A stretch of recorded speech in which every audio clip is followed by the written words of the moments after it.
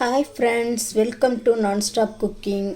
இன்றைக்கி நம்ம ஒரு சுவையான கோயம்புத்தூர் ஸ்பெஷல் ஸ்டைலில் நம்ம இந்த சிக்கன் கிரேவி செய்ய போகிறோம். வாங்க நம்ம இதை எப்படி செய்யலான்னுட்டு பார்க்கலாம்.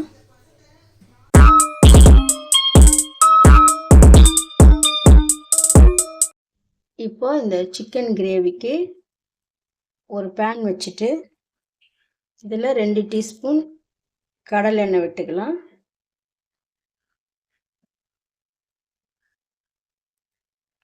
இதில் பட்டை, லவங்கம், சோம்பு, 1/2 டீஸ்பூன் சீரகம் இதெல்லாம் இதிலே நல்லா பொரிய விட்டுடலாம்.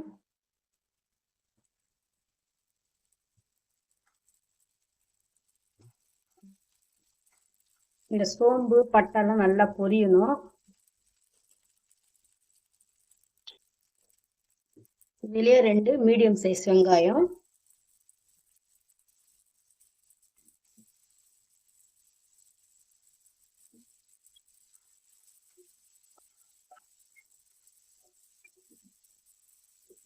போட்டு நல்லா வதக்குங்க.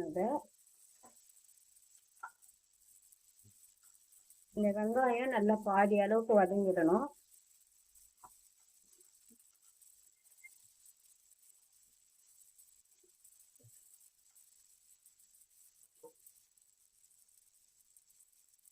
இப்போ 10 பல் பூண்டு, 2 இன்ச்சு இஞ்சி போட்டுடலாம். இதுலயே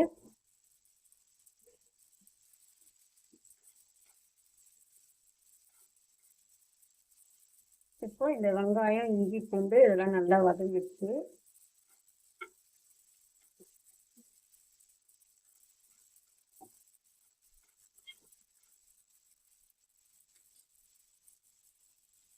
இதுலயே 2 பெரிய சைஸ் தக்காளி போட்டுக்கலாம்.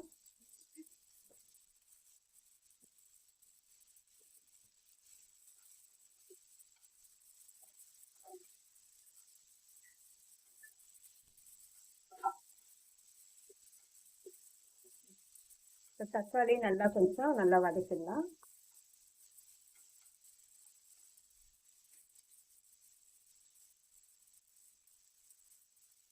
இதில் கொஞ்சமா புதினா, கொஞ்சம் கொத்தமல்லி இதையும் போட்டு நல்லா வதக்கிடலாம்.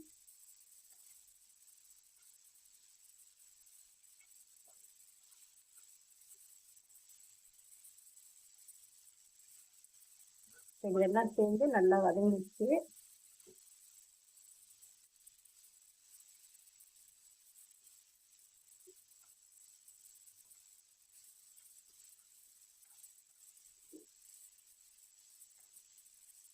அவ்வளோதான்.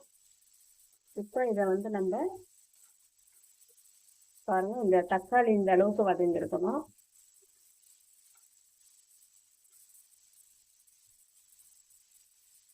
இப்போ நம்ம ஸ்டவ் ஆஃப் பண்ணிட்டு இதை ஆறின பிறகு இதை மிக்சியில் நல்லா நைஸாக அரைச்சிக்கலாம். இதை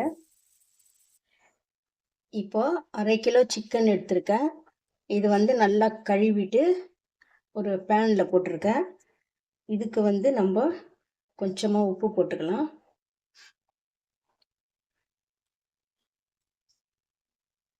இதுக்கு கொஞ்சம் மஞ்சள் பொடி போட்டு இது மூழ்கிற அளவுக்கு நம்ம கொஞ்சம் தண்ணி விட்டுக்கலாம். தண்ணி விட்டுட்டு இப்போ நம்ம இதை நல்லா வேக வச்சுக்கலாம் இந்த சிக்கனை. இப்போ இந்த சிக்கன் நல்லா வெந்துடுச்சு. இப்போ இதை எடுத்து நான் ஒரு பவுலில் போட்டு வச்சுட்டேன். திருப்பியும் நான் அதே பேனில் நல்லா கொஞ்சம் எண்ணெய் விட்டுக்கலாம்.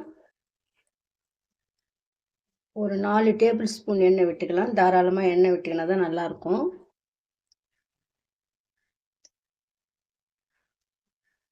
இப்போ இந்த எண்ணெயிலே கறிவேப்பிலை போட்டுக்கலாம்.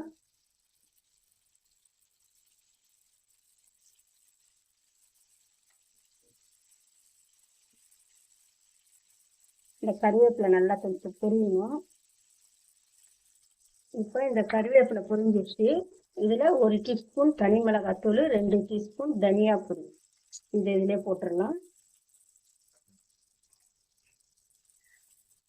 லைட்டாக இந்த எண்ணெயிலே இதை அப்படியே தீ கம்மியாக வச்சு பொரிச்சிட்டுக்கலாம்.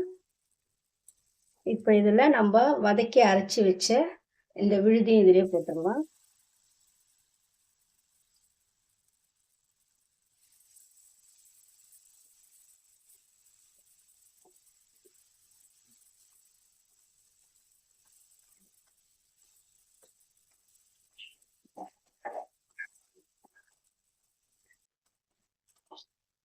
இப்போ நம்ம லைட்டாக கொஞ்சம் இதை அப்படியே வதக்கிடலாம்.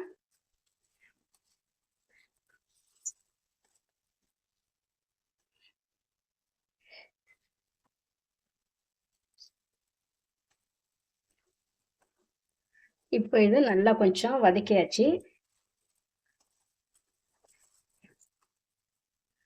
இதுலே வந்து நம்ம இந்த வேக வச்ச சிக்கனை இதில் ஊற்றிடலாம்.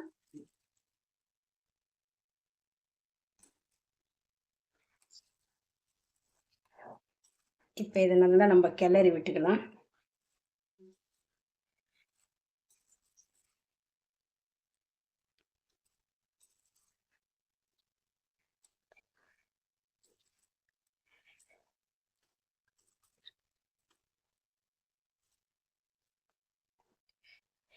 இப்போ நம்ம இதை அப்படியே மூடி வச்சு சிம்மிலே வச்சு கொஞ்சம் கொதிக்க விட்டுடலாம்.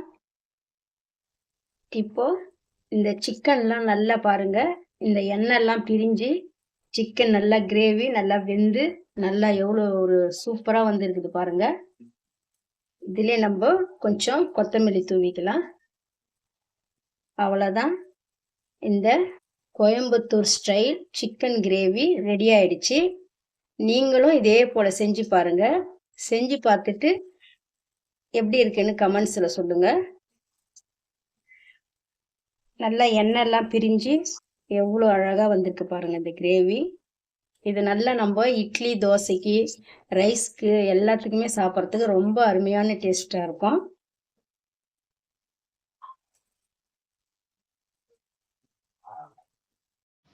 இந்த வீடியோ உங்களுக்கு பிடிச்சிருந்தா லைக் பண்ணுங்க, ஷேர் பண்ணுங்க, கமெண்ட் பண்ணுங்க, சப்ஸ்கிரைப் பண்ணுங்க.